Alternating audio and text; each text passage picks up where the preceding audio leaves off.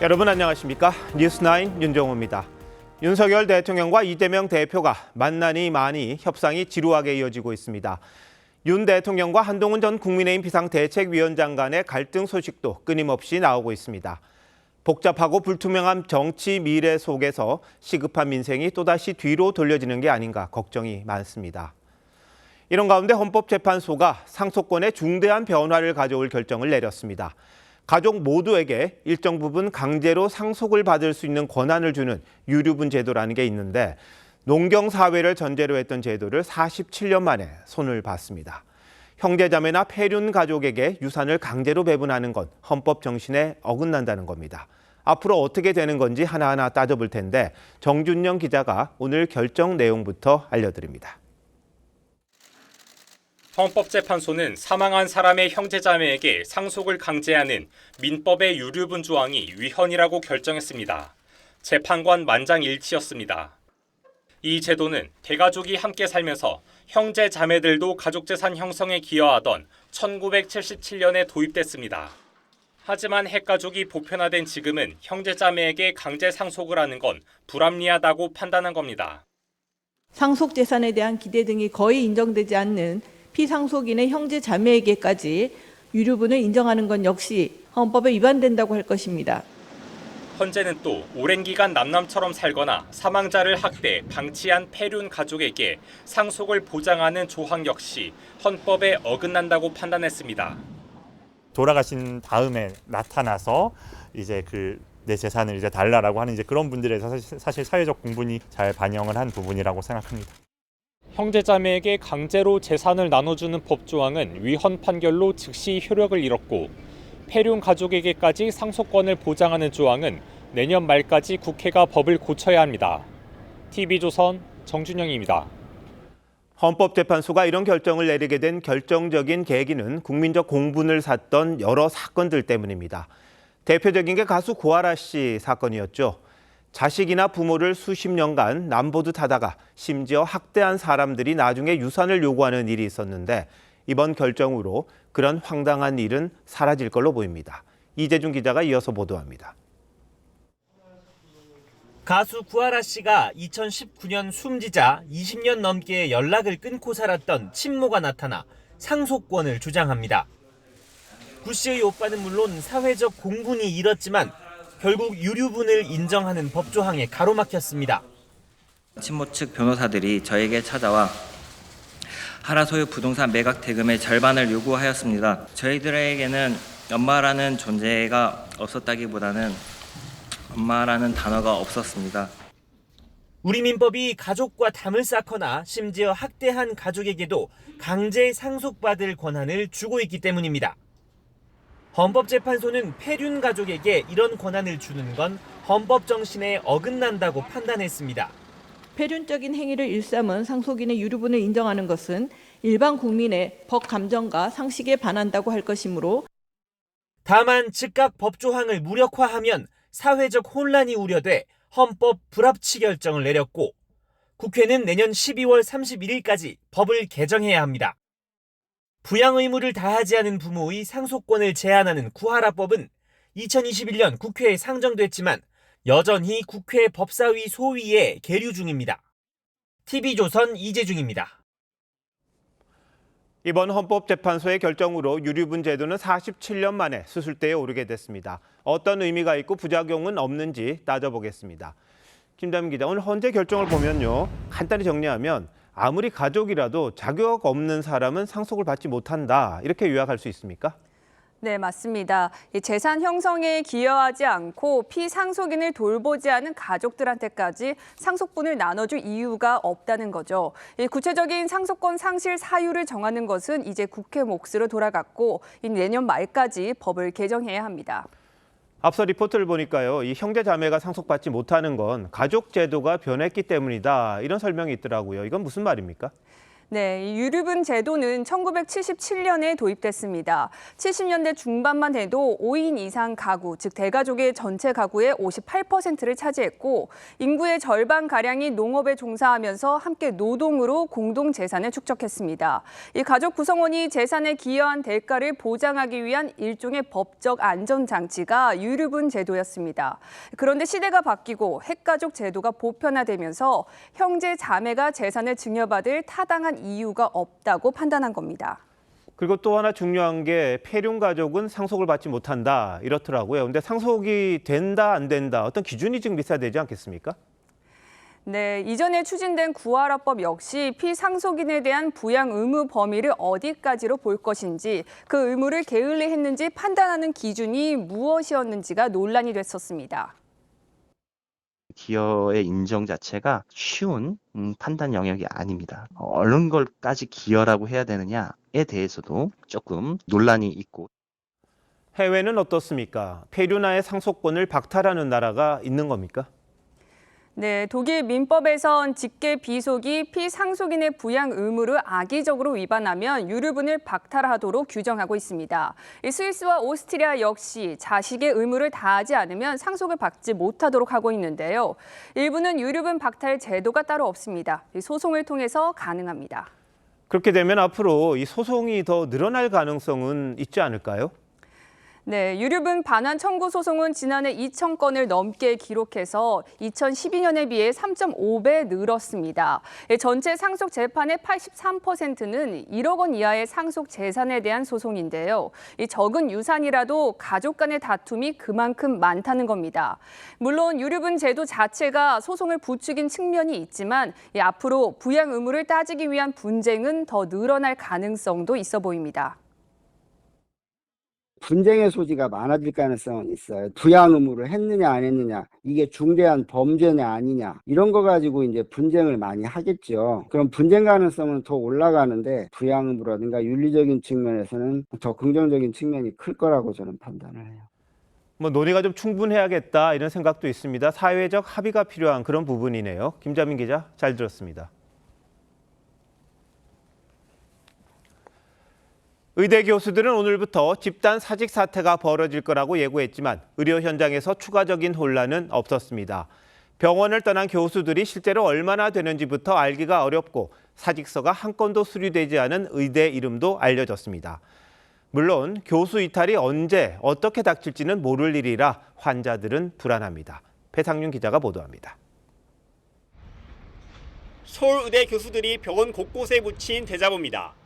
사직 소식으로 심려를 끼쳐 송구하다고 적혀 있습니다. 한시가 바쁜 환자들 아니겠어요? 엄청난 불편뿐 아니라 사람의 생명이 달린 문제이기 때문에 교수들이 사직서가 효력을 내는 첫날이라고 주장한 오늘 우려했던 큰 혼란은 벌어지지 않았습니다. 비대위는 사직서를 제출한 교수들의 숫자를 집계하지 않고 있습니다. 저희 쪽을 거치지 않고 바로 애인이 직접 병원이나 대학에 냈거든요. 저 나가는 일정은 다 또 다른 거죠. 사직 형식과 시점 등도 다 달라 당장 오늘 몇 명이 병원을 떠났는지 파악이 힘든 상황입니다. 어제까지 정식으로 사직서를 낸 교수는 800여 명으로 전체의 7% 정도라고 정부는 밝혔습니다. 경북대 의대를 비롯해 사직서가 실제 수리된 학교도 없는 것으로 알려졌습니다. 하지만 교수단체는 병원 이탈이 다음 달 본격화될 걸로 전망합니다. 규정상 월 단위여가지고 빨리 나가면 5월 초부터 나간다고 해요. 그래서 아직 4월 말까지는 없을 것 같고요. 여기에 오는 30일 서울의대 교수의 휴진도 잇따를 전망이라 당분간 불편은 계속될 것으로 보입니다. TV조선 배성윤입니다.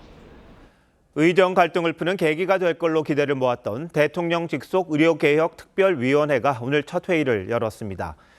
그런데 꼭 있어야 할 의사들이 참여하지 않은 채 장외에서 정부를 압박하는 발언들을 쏟아냈습니다. 황민지 기자입니다. 노현웅 의료개혁특별위원장이 정부 관계자와 악수를 합니다. 이어서 악수를 해야 할 의사단체 관계자들은 보이지 않습니다. 오늘 열린 의료개혁특위 첫 회의는 의사들 없이 진행됐습니다. 의료개혁의 동반자로서 의사협회와 전공의 협의회의 조속한 특위 참여를 다시 한번 요청드립니다. 의사협회는 치과의사, 한의사 등 다른 직역단체의 참여를 문제 삼았습니다. 화성가는 로켓을 만드는데 로켓 만드는 과학자, 공학자랑 얘기를 하는 게 아니라 시민단체, 소비자단체하고 만들어내야 되나요? 대신 의협은 오늘도 정부 공세에 목소리를 높였습니다. 의료개혁이 아닌 의료계약이라며 무책임한 아집이자 권력욕의 민낯이라는 말이 나왔고 의협 인수위원회는 병원을 떠나는 교수들에게 무책임하다고 한 박민수 복지부 차관의 사과와 사퇴를 요구했습니다. 의사단체 불참에도 특위는 지역 필수 의료의 구체적 개선안 등을 서둘러 마련하기로 했습니다. 다만 특위는 의대 정원 규모는 안건으로 다루지 않겠다고 선을 그었습니다. 내년도 입학 정원 부분에 대해서는 동결을 하고 무엇을 하자 이렇게 하는 것은 받아들이기가 어렵고요. 의료개혁 특위의 두 번째 회의는 다음 달 열릴 예정입니다. TV조선 황민지입니다. 윤석열 대통령과 이재명 대표의 만남을 위한 두 번째 실무 협의가 있었는데 오늘도 이견을 좁히지 못했습니다. 미리 의제를 조율해야 한다는 민주당과 답을 먼저 정하지 말고 소통해야 한다는 대통령실의 입장이 엇갈렸습니다. 최지원 기자입니다. 이틀 만에 다시 만난 대통령실 홍철호 정무수석과 민주당 천준호 대표 비서실장이 40여 분간 영수회담 의제를 놓고 협의에 나섰지만 이번에도 결론을 내지 못했습니다. 민주당은 1차 협의 때 제시한 전국민 지원금과 특검법 수용, 대통령의 사과 등 자신들이 제안한 의제들에 대해 대통령실이 명확한 입장을 밝히지 않았다고 했습니다. 아쉬움이 남는 회동이라며 불만을 표출하기도 했습니다. 대화를 이렇게 하려면 중간에 징검다리가 있으면 훨씬 더 구체적인 이야기, 폭을 좁혀서 얘기할 수가 있을 테니 그런 것들을 기대했던 것인데 거기서 그런 기대에 충족하는 검토 의견을 저희한테 제시하지는 않았다는. 대통령실은 민주당이 제안하는 어떤 의제도 대화할 용의가 있다면서도 사전에 결론을 정해놓을 순 없다는 입장입니다. 의제 가운데 상당수가 국회 입법 사안인데 여당 대표가 배석하지 않는 자리에서 대통령의 결단을 요구하는 건 앞뒤가 맞지 않다는 겁니다. 사전 의제 조율이나 합의가 필요 없는 자유로운 형식의 회담을 가능한 빠른 시일 내에 개최하자고 제안했습니다. 양측은 추가 협의 일정도 잡지 못했습니다. 민주당은 지도부 논의를 거친 뒤 추가 실무 협의를 할지 곧바로 영수회담 일정을 확정할지 결정할 계획입니다. 다만 물리적으로 이번 주 영수회담이 열리기는 쉽지 않을 것으로 보입니다. TV조선 최주원입니다. 용산 대통령실은 또 다른 고민이 있습니다. 총선을 치른 지 보름이 넘도록 대통령과 직전 여당 대표가 만나지도 못하고 있기 때문입니다. 윤석열 대통령과 한동훈 전 위원장 두 사람과 모두 가까운 이복현 금감원장까지 중간에 나섰다는데 결과가 신통치 않았다고 합니다. 무슨 일이 벌어지고 있는 건지 양측의 생각은 뭔지 홍현주 기자가 취재했습니다. 한동훈 전 비대위원장은 총선 직후 윤석열 대통령에게 사퇴하겠다는 입장을 SNS 메시지로 전달한 걸로 알려졌습니다. 하지만 윤 대통령과 한 전 위원장 간 통화는 이루어지지 않은 걸로 전해졌습니다. 지난 16일 비대위원들과 비공개 만찬 회동을 가진 한 전 위원장은 사흘 뒤 대통령실의 오찬 제안을 건강상의 이유로 거절했는데 당권 주자로 분류되는 나경원 당선인은 아쉬움을 드러냈습니다. 대통령이라는 자리의 무게감 때문에 그거는 저희가 맞춰드리는 것이 보통 예의라고 생각들을 하거든요. 여권 관계자는 양쪽 모두 가까운 이복현 금융감독원장이 두 사람의 만남을 시도했지만 역시 성사되지 않았다고 전했습니다. 두 사람의 관계가 향후 보수 진영 전체에 심각한 영향을 끼칠 거란 우려와 함께 한 전 위원장이 한 발 물러서서 마음을 열어야 한다는 지적도 나옵니다. 반면 김종인 전 위원장은 다음 정치 행보를 위해선 한 전 위원장이 윤 대통령과 멀어져야 한다고 주장했습니다. 내공을 쌓겠다고 밝힌 한 전 위원장이 6월 말로 예상되는 전당대회에서 당권 도전에 나설지 여부가 여권의 권력 지형에 변수가 될 걸로 보입니다. TV조선 홍현주입니다. 국민의힘이 이제서야 패인을 분석하는 토론회를 당 싱크탱크 주관으로 열었습니다. 참패에 책임이 있는 지도부도 참석했는데 이들 면전에서 당에 대한 성토가 쏟아졌습니다. 이태희 기자가 보도합니다. 대표적 여당 험지로 꼽히는 서울 도봉갑의 김재섭 당선인은 이른바 2조 심판론과 같은 총선 전략이 민심과 괴리됐다며 본인이 험지에서 당선될 수 있었던 건 당과 반대로 했기 때문이라고 지적했습니다. 2조 심판 얘기 입 밖으로도 꺼내지 않았고요. 그다음에 당에서 내려오는 현수막 4년 동안 한 번도 저걸지 않았습니다. 경기 고양갑에서 낙선한 김종혁 전 조직부총장은 윤석열 대통령의 이미지 추락이 큰 감점 요인이었다고 했습니다. 이재명, 조국이 잘못한 거 알지만 그 사람들보다 대통령이 더 싫어. 이런 얘기하는 사람들을 길거리에서 흔히 만날 수 있었어요. 수포당, 사포당, 경포당이란 자주 섞인 비판이 나왔고 유능하지도 않고 실력도 없고 능력도 없어 보이는 세력에게 어떻게 젊은 층이 표를 줄 수 있겠습니까? 당정 간 소통 부재를 지적하는 목소리도 나왔습니다. 100분 동안 토론회를 지켜본 윤재옥 원내대표는 쓴소리를 잘 새기겠다고 했습니다. 지적한 내용 하나하나가 국민의 사랑을 받는 그런 정당으로 만드는데 좋은 약이 된다고 생각을 합니다. 이런 상황에서 일주일 앞으로 다가온 원내대표 경선은 친윤계 이철규 의원과 각각 4선과 3선 고지에 오른 김도읍, 성일종 의원이 출마를 검토 중입니다. 차기 당권과 원내대표 경선을 염두에 둔 움직임들은 본격화하고 있지만 당 수습을 위한 비대위원장 인선은 여전히 구인난을 겪고 있습니다. TV조선 이태희입니다. 민주당에선 강성 지지자들이 국회의원이 뽑는 국회의장 선출에까지 목소리를 높이고 있습니다. 강경파로 꼽히는 추미애 당선인의 국회의장 추대를 요청하는 서명운동과 함께 의원들에게 압박 문자도 보내고 있다고 합니다. 다른 후보들은 선명성이 부족하다는 건데 장세희 기자가 무슨 일이 벌어지고 있는지 알려드립니다.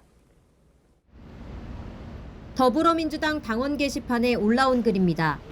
상반기 국회의장은 무조건 추미애라며 국민의 명령이라고 썼습니다. 법무장관 시절 윤석열 대통령과 악연이 있는 데다 강성 발언들을 쏟아내면서 당 지지자들 사이에선 추장군이란 별명도 얻었습니다. 기계적 중립 협치가 아니라 민심을 보고서 국민을 위한 대안을 만들고 죽도 밥도 아닌 정말 다 된 밥에 콧받들이는 우를 범한 그런 전례가 있었어요. 이재명 대표 지지자들이 모인 커뮤니티엔 22대 당선인들의 휴대전화 번호를 구하는 글까지 등장했습니다. 추 전 장관을 의장으로 뽑으라는 문자 메시지를 보내자는 겁니다. 최근 선명성 경쟁에 뛰어들었지만 상대적으로 합리적이란 평가를 받아왔던 정성호, 조정식 의원 등을 향해선 비방글이 쏟아집니다. 정 의원을 향해선 검찰개혁을 막은 주범이 국회의장에 출마한다고 하니 어이가 없다고 했고 조 의원을 두곤 양반 노름으로 일관해 오던 분, 공세 자체가 약해진다고 비판했습니다.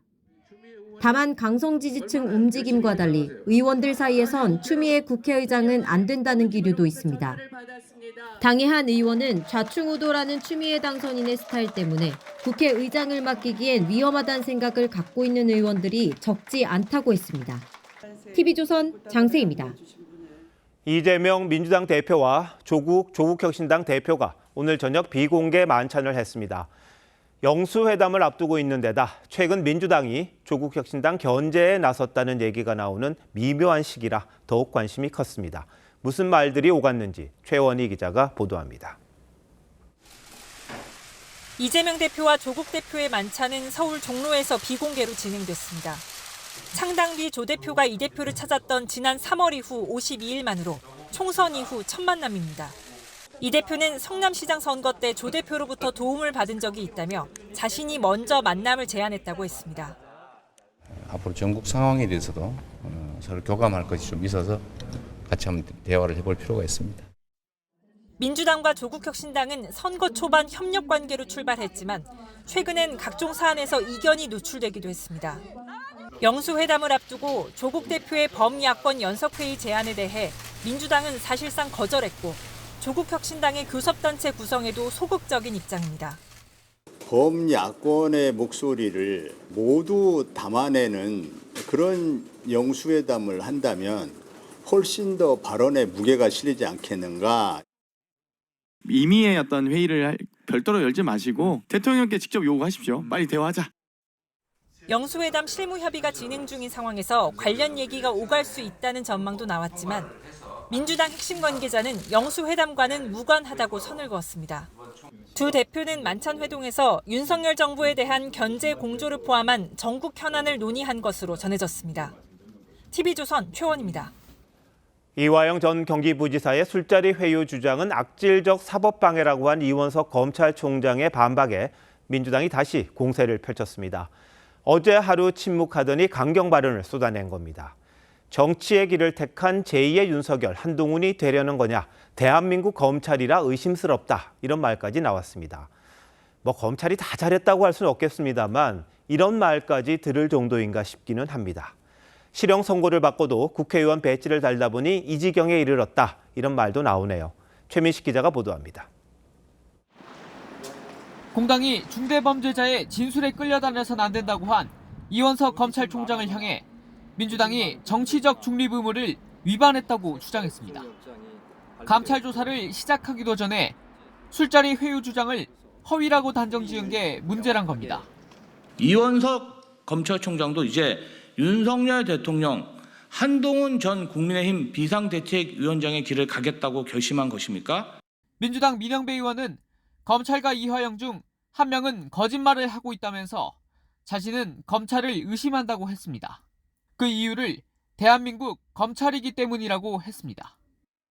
앞서 검찰은 술자리 회유 주장에 대해 8차례에 걸쳐 반박문을 냈습니다.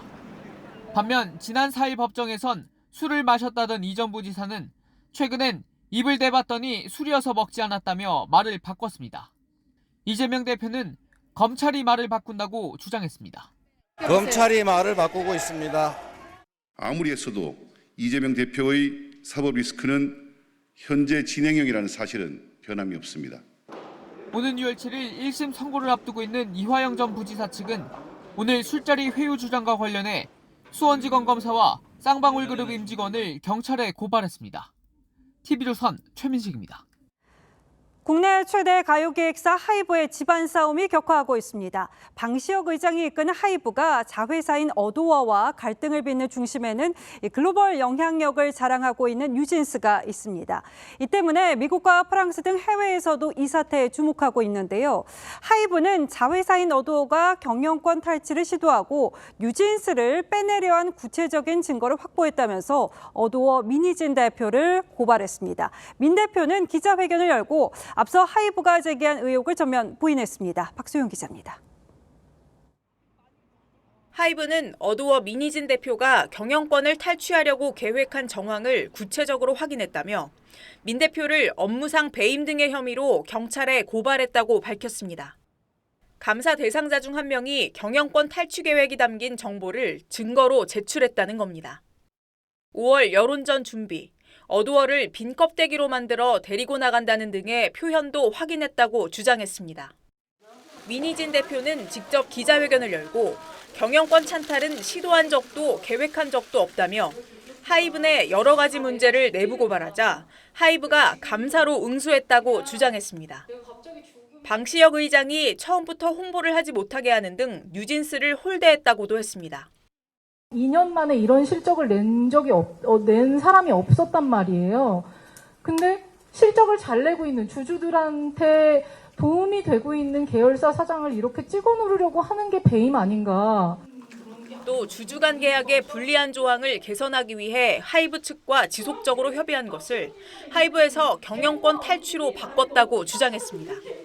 우리가 왜 상상을 했냐면 제가 하이브랑 이상한 계약을 맺었어요. 주주간 계약이라고. 팔지 못하게 꽁꽁 묶어둔 5% 노예 계약처럼 걸려있어요. 오는 30일 어도어 이사회 소집을 요구한 하이브는 민 대표의 기자회견 뒤 속히 사임하라고 촉구했습니다. TV조선 박소영입니다. 대법관을 죽이겠다고 협박 전화를 한 50대 남성이 하루 만에 붙잡혔습니다. 대법원에서 징역형이 확정되자 앙심을 품고 벌인 일이었습니다. 전정훈 기자입니다. 파란 점퍼 차림에 마스크를 쓴 남성이 수사관들의 붙들린 채 경찰서로 들어옵니다. 합법자다 왜 했습니까? 전화해서 뭐라고 하셨는지요? 대법원 민원실로 전화를 걸어 대법관을 죽이겠다고 협박한 50대 남성이 경찰에 붙잡혔습니다. 남성은 어제 오후 3시쯤 대법원 사무관에게 대법관과 판사를 비롯해 사건 관계자들을 살해하겠다고 했습니다. 경찰은 남성이 협박 전화를 걸며 밝힌 이름과 재판 정보를 토대로 오늘 오후 강원도 원주에서 긴급 체포했습니다. 경찰 조사 결과 남성은 대법원 판결에 앙심을 품고 협박 전화를 한 것으로 파악됐습니다. 보복 협박 혐의로 올 1월 대법원에서 징역 1년의 실형이 확정된 이 남성은 지난 12일 만기 출소한 뒤 2주 만에 범행을 저질렀습니다. 경찰은 남성을 상대로 실제 범행을 하려 했는지 등을 조사한 뒤 구속영장 신청을 검토할 계획입니다. TV조선 전정원입니다. 서울 강남의 한 호텔에서 20대 여성이 숨진 채 발견됐습니다. 여성의 몸에는 폭행당한 흔적도 남아 있었는데요. 당시 호텔에 함께했던 남성은 마약 검사에서 양성 반응이 나왔습니다. 신유만 기자입니다. 지난 18일 오전 호텔 앞에 구급차가 도착합니다. 구급대원들이 들것을 챙겨 호텔로 들어가고 10분 뒤 한 여성이 들것에 실려 나옵니다. 구급대원들은 연신 심폐소생술을 합니다. 잠시 후 순찰차와 과학수사팀도 연이어 출동합니다. 순간에 경찰에 같이 있었어요. CPR하고 이승원에서 이 호텔 6층 객실의 욕실 안에서 심정지 상태로 발견된 여성은 병원으로 옮겨졌지만 결국 숨졌습니다. 국과수 부검 결과 여성의 시신에선 폭행 흔적이 발견됐습니다. 경찰은 현장에 함께 있던 20대 남성을 긴급 체포했습니다. 이 남성은 여성이 의식을 잃자 직접 신고했는데 경찰은 남성이 마약에 취한 채 여성을 폭행한 것으로 보고 있습니다. 남성에 대한 마약 간이 검사에선 엑스터시 양성 반응이 나왔습니다. 하지만 남성은 경찰에서 여성과 왜 같이 있었는지, 왜 숨졌는지 모르겠다며 혐의를 부인했습니다. 경찰은 남성을 폭행치사와 마약류관리법 위반 혐의로 구속했습니다. TV조선 신유만입니다. 우리 경제가 모처럼 반가운 성적표를 받아들었습니다. 1분기 경제 성장률이 2년여 만에 최고치를 찍었습니다. 수출 성장과 함께 민간 소비와 건설 투자 등 내수도 반등한 덕분인데요. 이제 남은 숙제는 물가와 금리겠죠. 김창섭 기자의 보도입니다.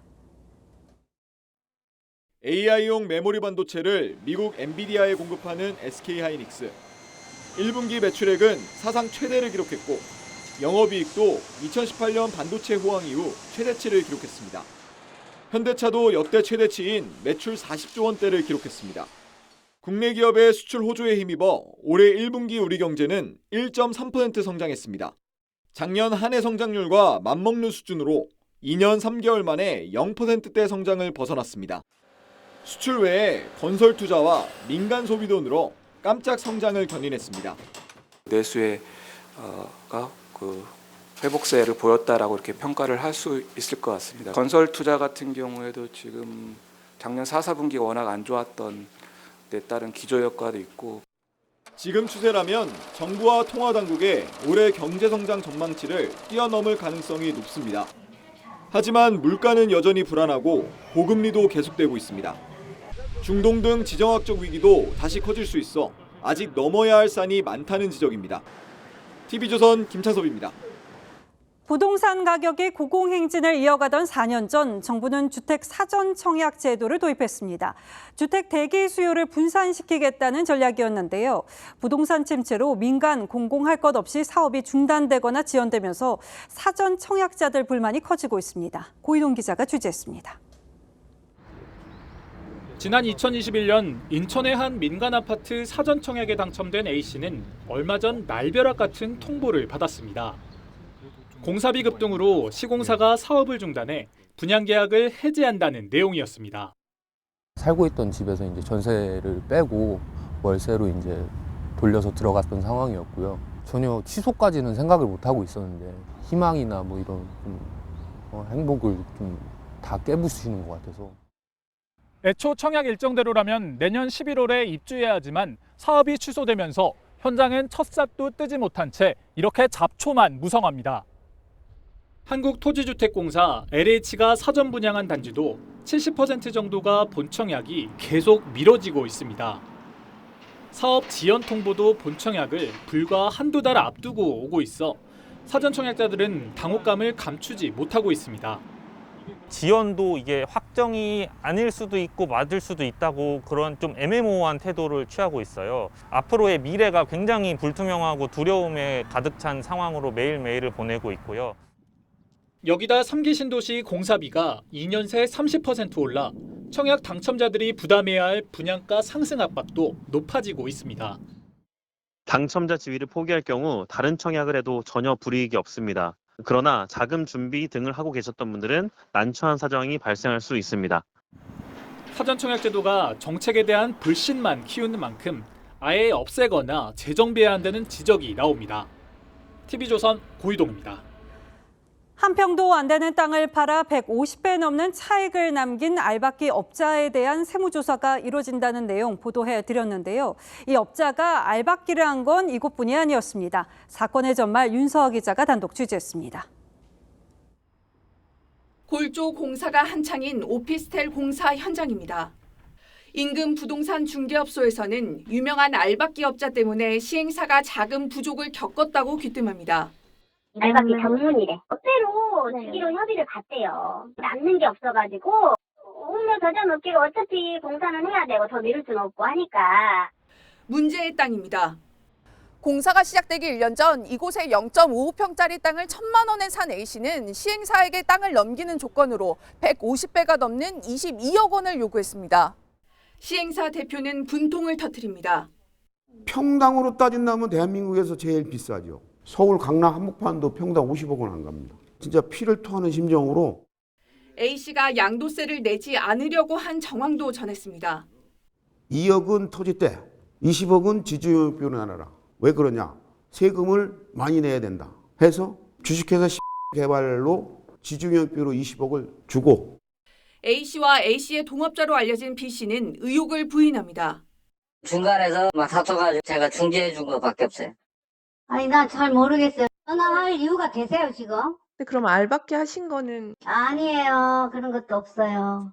하지만 주변에선 오피스텔 현장에서 900m 떨어진 재개발 지역에도 A씨가 알박기를 했다고 전했습니다.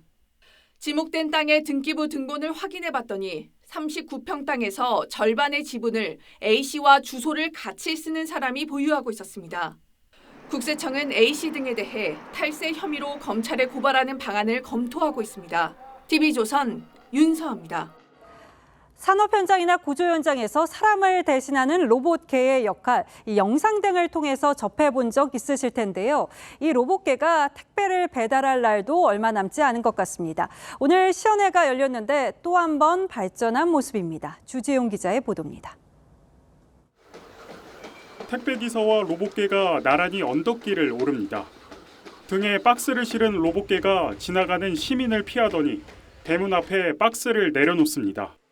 현대차그룹 계열사인 보스턴 다이나믹스가 만든 로봇개 스팟을 택배 배송에 활용해보는 실험입니다. 이 로봇개를 활용하면 로봇이 택배를 배송하는 동안 택배기사는 추가로 물품을 상차해 올 수 있어 시간과 에너지를 절약할 수 있습니다. 기존의 배송 난이도가 있던 지역들의 배송은 이제 로봇개가 하고 이제 좀 난이도가 쉬운 아파트 지역들은 배송 기사님들이 운영을 하시면서 이제 배송 시간을 크게 줄이거나 로봇개는 이미 각종 현장에서 쓰임새가 늘고 있습니다. 프랑스 파리에서는 지하철을 수리할 때 사람이 접근하기 힘든 곳에 로봇개를 투입하고 있고 미국에서는 로봇개가 경찰이나 소방관들을 돕고 있습니다. 미국의 한 스타트업은 농업용 화염방사 로봇개를 개발해 판매를 시작했습니다. 이제 로봇의 활용이 우리 일상생활에서 배송이라든지 또 구조견, 탐색, 그다음에 생산 공정 등 여러 가지 영역에서 다양하게 활용될 것으로 예상됩니다. CJ 대한통운과 기아는 현장 테스트를 거쳐 이르면 2030년 로봇개를 국내 택배 배송에 투입할 계획입니다. TV조선 주재용입니다.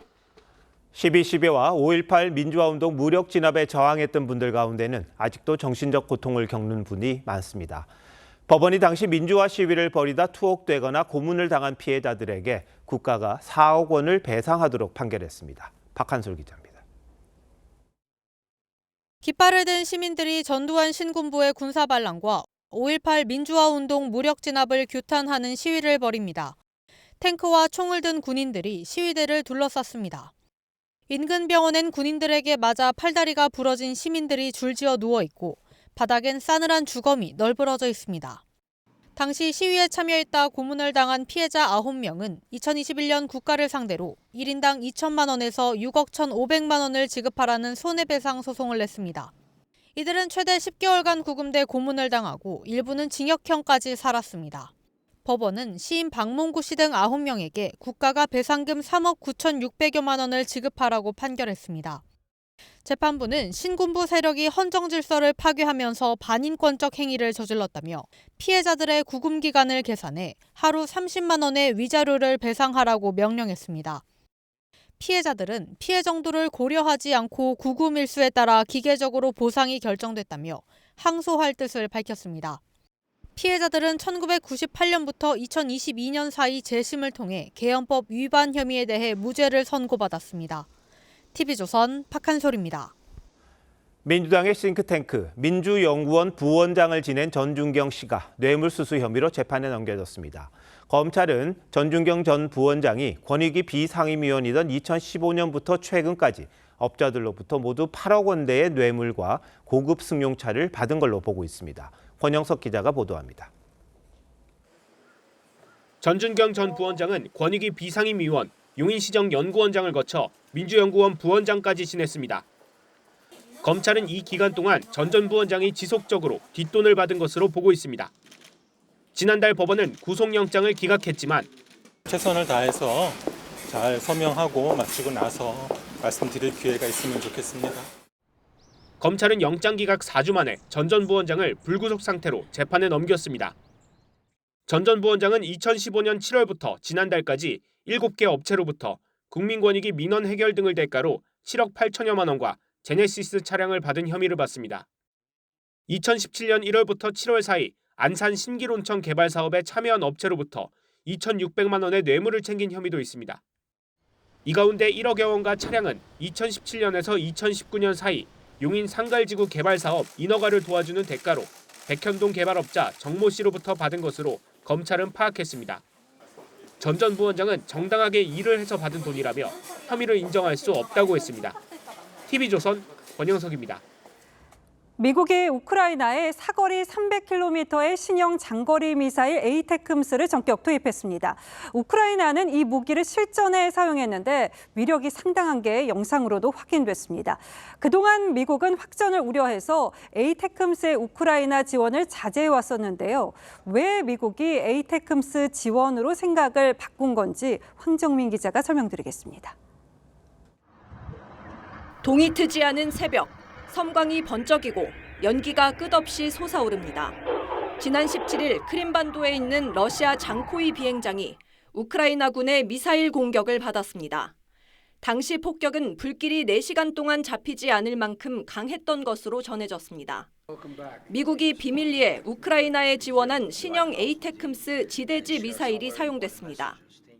This followed Russia's procurement and use of North Korea's ballistic missiles against Ukraine. 이번 에이테크스는 그동안 지원했던 구형과 달리 사거리가 300km에 달합니다. 크림반도를 넘어선 지역까지 타격이 가능해 일각에선 전쟁의 판도를 흔들 수 있을 거란 기대가 나옵니다. 러시아는 에이테크스 투입을 평가절하하면서도 Все вот эти новые партии оружия, которые уже наверняка готовы, они не изменят динамику на фронте. 북한의 신형 초대형 방사포 도입을 검토하고 있습니다. 효과가 비슷한 에이테크스에 대한 맞불 성격입니다. 북한의 장기 체류 중인 러시아 군사 기술자들도 초대형 방사포 발사 현장을 직접 참관한 것으로 보입니다. 미국의 우크라이나 지원에 대해 더 큰 화력으로 맞서겠다는 걸 대외적으로 천명할 목적이란 분석입니다. TV조선 황정민입니다. 영국 런던 한복판에서 말 5마리가 질주하는 소동이 벌어졌습니다. 훈련을 받던 군인대 군마들이 굉음에 놀라 도망친 건데요. 출근 시간대 이곳은 아수라장이 됐습니다. 류지영 기자입니다. 안장을 찬 말 2마리가 런던 도심을 질주합니다. 흰색 말 몸통은 온통 피투성입니다.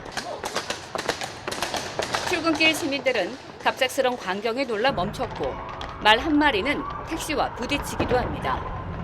I was just sitting in the car to pick my passenger, but on the other side there is I didn't see when the horse hit my car. Then I was like a smashed, senseless. 현지 시간 24일 오전 8시 반쯤 런던 버킹엄궁 인근에서 훈련 중이던 근위사단 기병대 소속 말 5마리가 장본인이었습니다.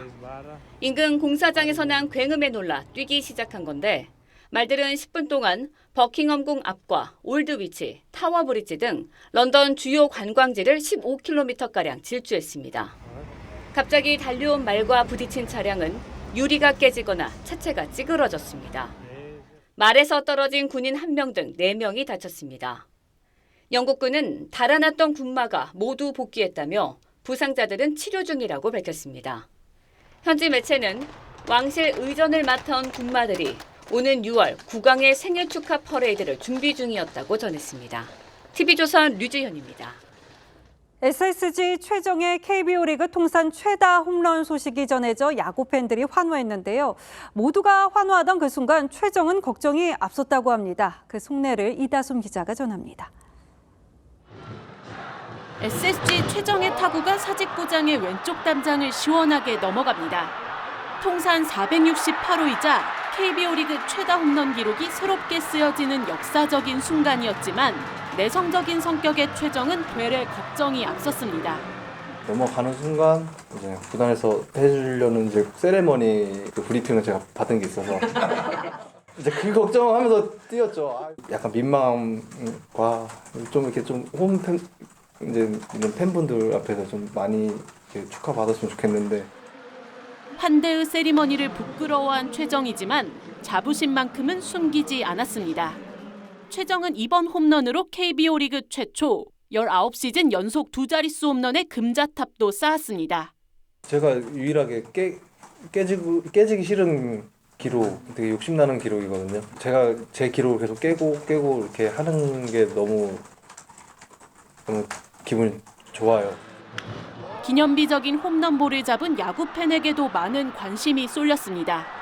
SSG도 사직구장의 주인 롯데도 아닌 기아의 열혈팬인 강성구 씨는 흔쾌히 야구공을 기증했습니다.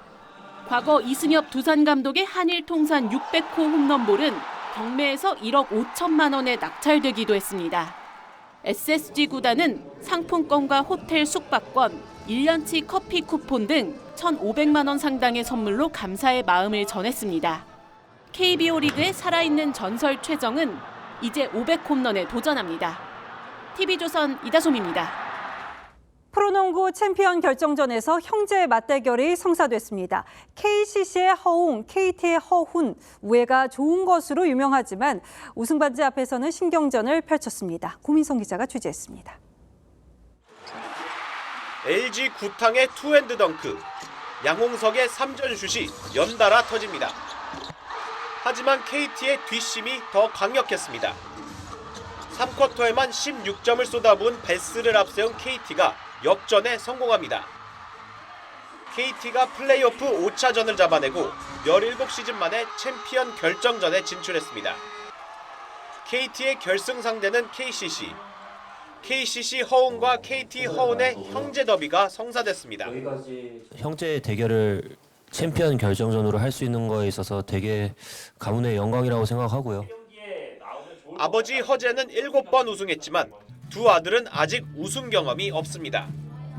진짜 그 누구보다 우승에 대한 간절함이 크기 때문에 뭐 부산에서 우승을 하든 수원에서 하든 우승만 하면은 저는 너무 좋을 것 같습니다. KCC 정창진 감독은 착한 형 허웅이 결승전만큼은 동생에 양보하지 않았으면 좋겠다며 지난 여름 형제와의 식사 자리 사연을 공개했습니다. 웅이는 불고기를 먹고 허우는 등심을 먹더라고요. 네, 모함이고요. 등심 먹은 건 사실이고요. 이제 형은 불고기를 빨리 먹고 이 자리를 빨리 파하자. 허웅의 KT는 창단 이후 첫 우승에 도전합니다. 허웅의 KCC가 우승한다면 KBL 역사상 처음으로 정규 시즌 5위 팀이 정상에 오르게 됩니다. 두 팀의 챔피언 결정전은 오늘 27일부터 시작합니다. TV조선 구민성입니다. TV조선이 지난달 단독 보도한 양문석 민주당 당선인의 사업자 대출 유용 의혹이 한국기자협회가 선정한 제403회 이달의 기자상 수상작에 선정됐습니다. TV조선은 양 당선인이 고가의 주택을 매입하는 과정에서 대학생 딸 명의로 사업자 대출을 받아 용도에 맞지 않게 썼다고 단독 보도했습니다. 이와 함께 은행에 사업을 하는 것처럼 허위 서류를 제출한 정황 등을 파헤쳤습니다.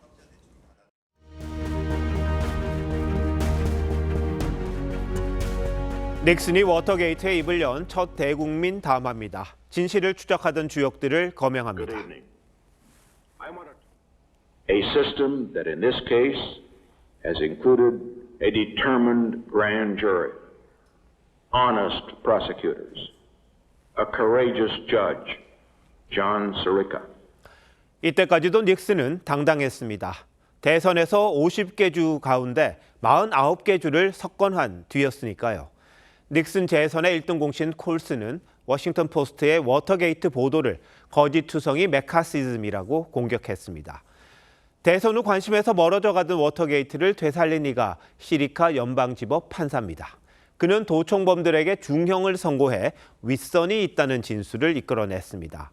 닉슨의 육성 테이프를 공개하라는 판결은 결정타가 됐습니다. 대법원이 그의 판결을 인용하면서 테이프 공개를 명령한 보름 뒤 닉슨은 사임했습니다. 대명천지 대한민국 검찰이라고 하는 데가 어떻게 이런 동네 건달들도 하지 않는 짓을. 이재명 대표가 총선 압승 후 첫 최고위원회의에서 검찰을 맹공했던 말입니다. 이화영 전 부지사의 검찰청 술자리 회유 주장을 받아 국기문란 사건이라고 했죠. 이화영 부지사의 진술은 100% 사실로 보입니다.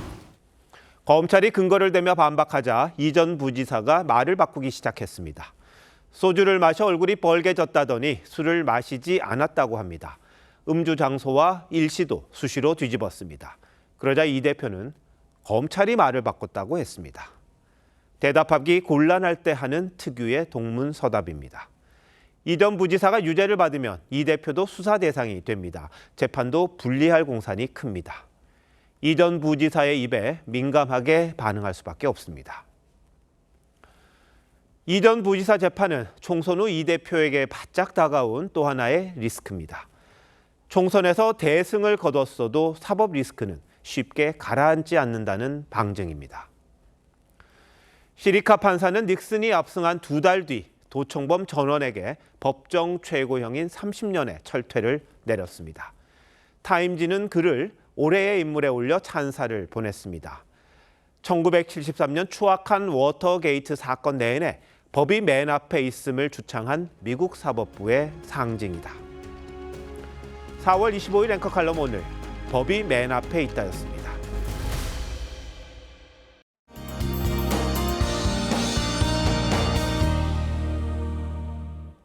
봄이 무르익어갑니다. 부산 백양산 정상에는 핑크빛 철쭉이 알록달록 산을 물들이고 있고요. 오늘 낮 기온이 27.7도까지 올랐던 강릉 해변에서는 시원한 바닷바람을 쐬려는 시민들의 발걸음이 이어졌습니다. 기온은 갈수록 오름세를 보이며 평년을 크게 웃돌겠습니다. 이번 주말에는 서울도 낮 기온이 30도 가까이 올라 덥겠습니다. 내일 오전 한때 인천과 경기 남부는 대기 정체의 영향으로 영동과 경북 등 동쪽 지역은 황사의 영향을 받아 공기가 탁하겠습니다. 내일 아침까지 수도권과 충청, 전북의 가시거리 200m 미만의 짙은 안개가 끼겠습니다. 낮부터 저녁 사이 제주도에는 비가 조금 내리겠습니다. 큰 일교차에도 주의가 필요합니다. 내일 아침 서울이 13도로 출발하겠고요. 낮에는 서울이 26도, 안동 27도 등 대부분 지역이 25도를 웃돌겠습니다. 다음 주 월요일 전국에 내리는 비와 함께 때이른 더위는 누그러지겠습니다. 날씨였습니다.